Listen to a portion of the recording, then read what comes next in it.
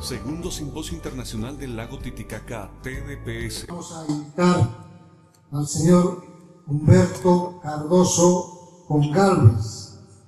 Es licenciado en Biología, magíster en Planificación Ambiental de la Universidad Provincial Paulista Julio de Mesquita Neto, consultor en el área de medio ambiente, saneamiento y recursos hídricos.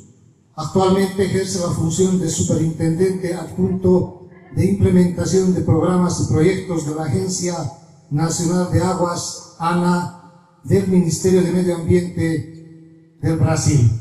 Con ustedes, Humberto Cardoso Goncalves. Un aplauso, por favor.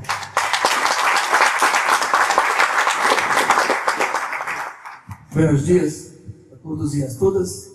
Eu vou falar em portunhol, a língua do futuro, ou espanhol, sabe?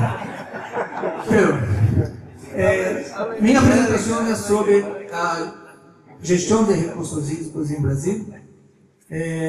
A ANA, a instituição a qual pertenço, é responsável pela gestão de recursos hídricos, pela implementação de um sistema de gestão nacional. Minha ponência será baseada na gestão de recursos hídricos no Brasil, um rápido esboço de como está estruturada a gestão, o sistema de informação para a gestão de áreas mais vulneráveis e eventos climáticos extremos e os rios fronteiriços e transfronteiriços em Brasil. A Constituição Federal do Brasil, próxima, de 88, trouxe no seu artigo 20 como bens da União, lagos, rios e qualquer corrente de água em território federal ou compartido por um ou mais estados servindo de fronteira com outro país. A Constituição trouxe como um bem da União a água. E no seu artigo 21, compete à União instituir um sistema nacional de gestão de recursos hídricos e definir critérios de outorgamento de direitos de uso de água. Com isso, alguns instrumentos legais foram instituídos. No primeiro, a Lei 9433, nós chamamos a Lei das Águas, que institui a Política Nacional de Recursos Hídricos em Brasil, criou o Sistema Nacional de Gestão de Recursos Hídricos, regulamenta o dispositivo do artigo 21 da Constituição. Aquele artigo 21 da Constituição foi regulamentado, então, pela Lei 9433, e que, em 2000, criou-se a Lei da ANA, a Lei de Criação da ANA, que trouxe a responsabilidade da implementação dessa Política Nacional de Recursos Hídricos pela coordenação do Sistema Nacional de Gestão de Recursos Hídricos. Este é o papel da ANA, implementar o Sistema Nacional de Recursos Hídricos. Os princípios da lei na água são interessantes, um avanço muito grande, muito largo, sobre a questão de água no país. A água agora é um bem de domínio público. No passado, a água era de bem privado. Quem primeiro se apropriasse seria o dono da água. Com a Lei das Águas, a água agora passa a ser um bem público. A água é um recurso natural limitado, dotado de valor econômico. Isso assim, então, se dá valor à água, cria-se o pago pelo serviço, pelo uso da água. Em situações de escassez, é um uso prioritário de recursos hídricos para o consumo humano e animal. Quantidade e qualidade são indissociáveis. Promoção de usos múltiplos. Tem-se pensar a gestão sobre a ótica, a visão de usos múltiplos do recurso. A gestão de cuencas hidrográficas. Não se fala mais em gestão de rio, sim de cuenca. Gestão descentralizada com participação do poder público, usuários e comunidades. Aqui está o grande salto da nossa lei. Não se faz gestão no Brasil de recursos hídricos, de gestão de cuenca, sem a participação dos usuários e das comunidades e do poder público. Cuenca hidrográfica é uma unidade territorial para a implantação da Política Nacional de Recursos Hídricos e atuação do Sistema Nacional de Recursos Hídricos. Então, como funciona o Sistema Nacional de Recursos Hídricos? O Sistema Nacional está dividido em 3 grandes níveis: o nível nacional, federal, o nível de Estado, departamental, e o nível de cuenca. E um Conselho Nacional, no nível federal, que tem uma obrigação de dar as linhas gerais e resolver os conflitos entre as cuencas. Do governo, o Ministério do Meio Ambiente e a Secretaria de Recursos Hídricos, que são o aparato nacional da gestão de recursos hídricos. E no nível estadual, o governo estadual. No Estado, há um Conselho Estadual de Recursos Hídricos também, correlato às sois dos rios. Em Brasil, tem 2 tipos de classificação de rios: os rios federais e os rios estaduais. O órgão gestor, a ANA, e os órgãos gestores estaduais. E o nosso Parlamento de Águas, que são os comitês de cuenca. Lá cai no comitê de cuenca, que estão reunidos todos os atores que se discutem a gestão da bacia, da cuenca. E a oficina técnica desse comitê de cuenca é uma agência de cuenca. O próximo. O Conselho Nacional de Recursos Hídricos dirige conflitos subsidiários, formulação da política de gestão de recursos hídricos, isso no nível nacional. Próximo. A Secretaria Nacional de Recursos Hídricos, no nível nacional, formula a política de recursos hídricos e subsidia o Ministério com a formulação de pressuposto da União para a questão de recursos hídricos. No próximo. O gestor estadual outorga e fiscaliza o uso de recursos hídricos de domínio do Estado. Aí há uma diferença. A ANA, ela outorga os rios de domínio federal. Os domínios estaduais, quem outorga é o Estado pelo seu gestor estadual. Próximo. E o Comitê de Cuenca, que decide sobre o plano de recursos hídricos, quando, quanto, para que cobrar o uso de recursos hídricos. Aqui está o grande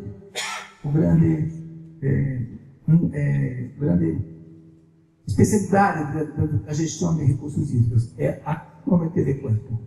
É formado por 40% por membros da União, estados e municípios, do poder público, por assim dizer, 30% dos usuários da cuenca e 30% das entidades civis da cuenca, escolhidas entre seus pares.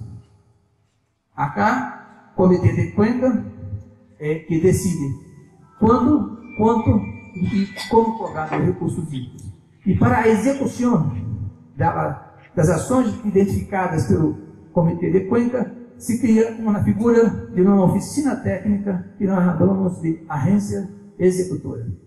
Então, a agência é uma oficina técnica para a implementação das decisões tomadas pelo Comitê de Cuenca. Então, quando se cobra de um usuário pela água, esse monto tem, pela lei, que ser aplicado única e exclusivamente na cuenca.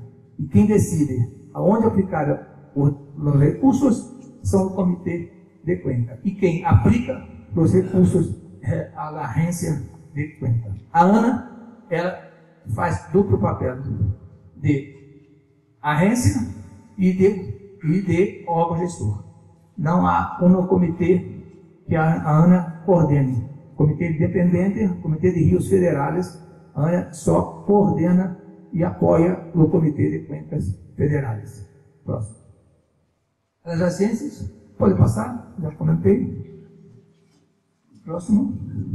Bom, o importante, as competências da ANA. É importante entender. A agência é uma agência com o papel de órgão executor do Sistema Nacional de Gestão de Recursos Hídricos, mas também é um órgão regulador, que fiscaliza, media e outorga os recursos hídricos. Então, a ANA não regula um serviço, mas sim um acesso a um bem público, a água.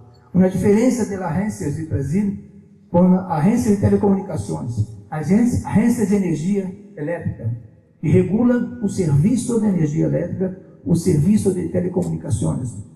É a agência que regula o uso pelos usuários e pelos prestadores de serviço. A é diferente. A ANA regula um bem público, que é a água. Não é tanto um serviço de água. Serviço de água, quem regula são as agências de saneamento, agências de diversos outros tipos. A ANA regula solamente o uso de um bem público. E os instrumentos que nós usamos para regular esse bem público são os planos de recursos hídricos, o enquadramento dos corpos d'água, o outorga de direito de uso de água, a fiscalização, importante, sistema de informação e a fiscalização. Errado, aqui está diferente. Próximo. No sistema de informação, eu vou dar um zoom um pouco sobre o que me pediram. O Sistema Nacional de Informação consiste em um sistema de coleta, tratamento, armazenamento, recuperação de informações sobre recursos hídricos e fatores intervenientes em sua gestão. O sistema de informações vem de uma rede nacional de hidrometeorologia, uma rede muito antiga, que tem registros de 1850 no Brasil. Começa a se coletar informações de água e começa a se juntar essas informações desse sistema de informação. Esse sistema de informação, ele tem como princípio a descentralização e a obtenção de produção de dados, coordenação unificada do sistema e acesso aos dados garantidos a toda a sociedade. Próximo. Esse sistema de informações é composto por um banco de dados que está disponível na web, totalmente aberto para o acesso a todas as pessoas, e em tempo real, um sistema de telemetria que também está aberto a todas as pessoas. Um fluxo de informações telemetrizada. Basicamente, temos muitas estações, 600 estações, que a ANA administra com plataforma de coleta de dados automáticas. Isso hoje é uma tecnologia extremamente acessível a todos. A ANA tem 600 estações dessas, das quais cerca de 200 na Amazônia, e hoje está a custo de $30 mil, 15 mil dólares, 30 mil reais, uma estação dessa. Não é tão inacessível como no passado. Há recursos para se adquirir uma estação dessa, que se mandam informações automáticas para os satélites e são captadas pelas antenas do sistema de informação. Então, vai para o banco de dados da ANA e a ANA disponibiliza pela internet para toda a sociedade.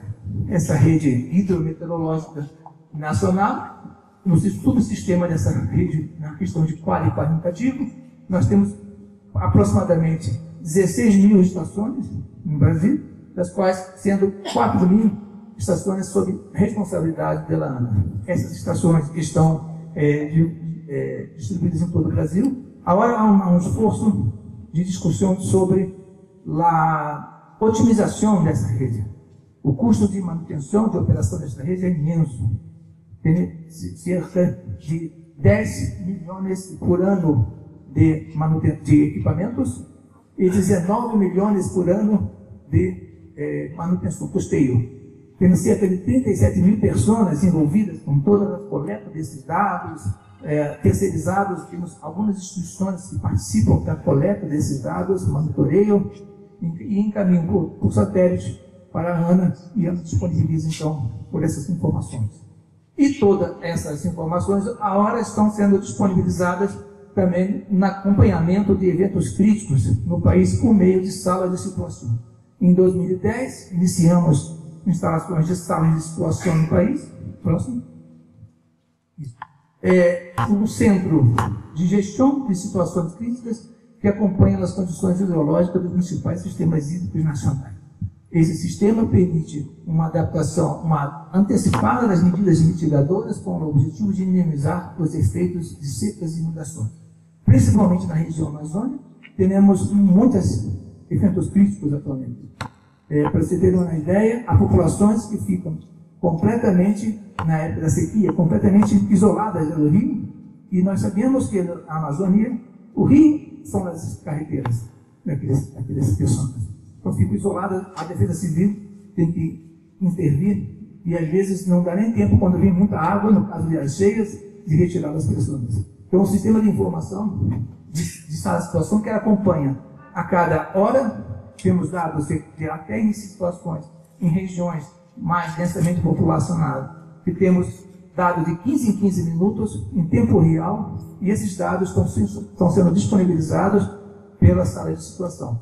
Não é um custo muito alto, nós implementamos salas de situação em todos os estados do Brasil agora, temos uma central na ANA, em Brasília, e temos em cada estado, temos uma sala de situação, que recupera os dados do Sistema Nacional de Hidrometeorológico, Sistema Nacional de Informações que são disponíveis, e interpretam esses dados em tempo real para evitar eventos extremos e desastres, como foi colocado ainda há pouco.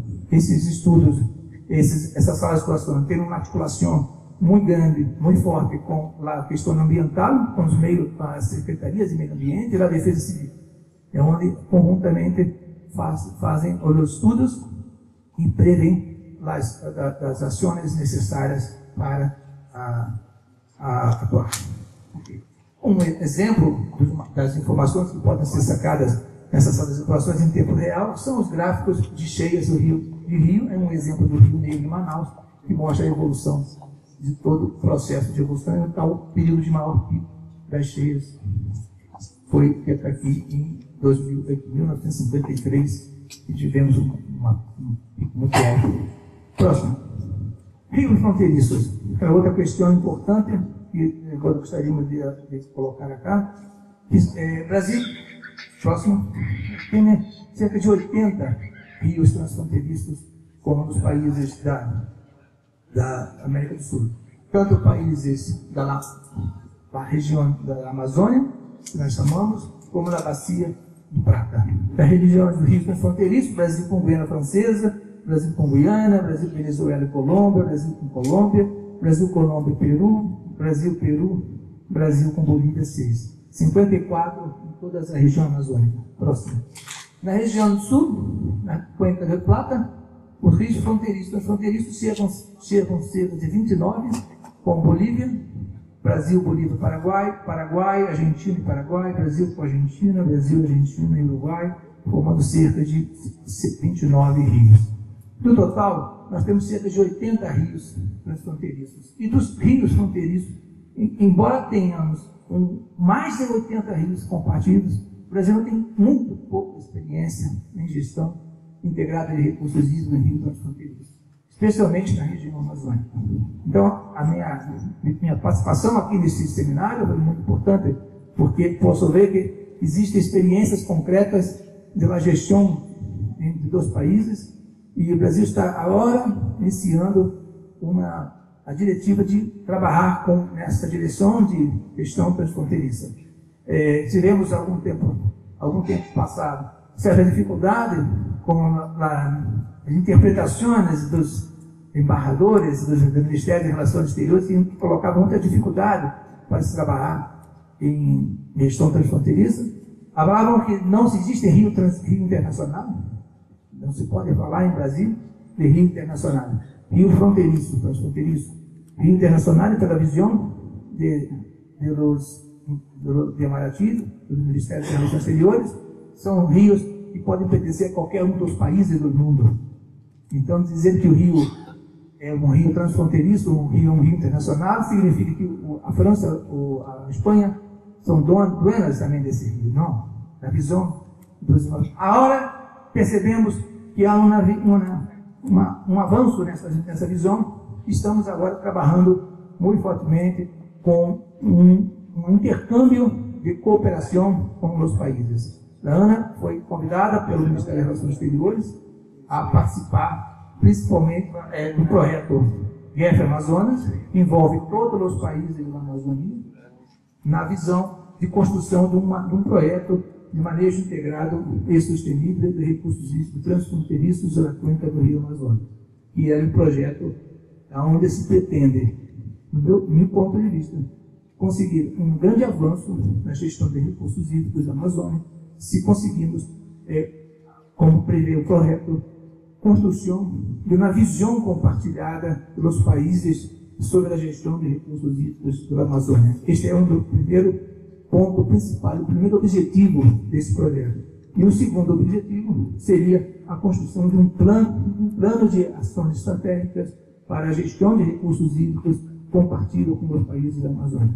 Esse é um grande desafio, a qual estou pessoalmente envolvido, involucrado e responsável por essa coordenação. E o segundo desafio é um projeto Amazonas, Ação Regional na área de recursos hídricos, a qual participamos junto com a Ótica, a ANA e a Agência Brasileira de Cooperação, o qual pretende-se alternativas para o exercício de gestão integrada e participativa na Amazônia, principalmente diminuindo as assimetrias técnicas com as instituições de gestão de recursos hídricos. Este curso, esse programa, esse projeto Amazonas, começamos ano passado, fizemos 2 cursos para os países, foi sediado em Brasília, um curso de PCD, um curso de plataforma de coleta de dados, e um curso de hidrossedimentologia que foi promovido 2 vezes esse curso. Agora, em 2013, a programação, nós temos cerca de $1 milhão para aplicar em capacitação nessa região, e agora, em 2013, iniciaremos com a Bolívia um curso de cuencas pedagógicas, que é um estudo que Bolívia desenvolve, um trabalho que Bolívia desenvolve aqui, e que vamos difundir esse trabalho com os outros países. Ainda em 2013, teremos 2 oficinas, uma de eventos críticos com os países, uma oficina de rede meteorológica, onde poderemos começar a construir uma visão, uma articulação mais técnica e mais capacitada dos países. Essa é a nossa missão, é nosso desafio para este ano de 2013, no sentido dessa visão compartilhada para a gestão de recursos hídricos no Brasil. Muito obrigado, desculpe se passei do tempo. Segundo Simposio Internacional del Lago Titicaca, TDPS, una responsabilidad compartida.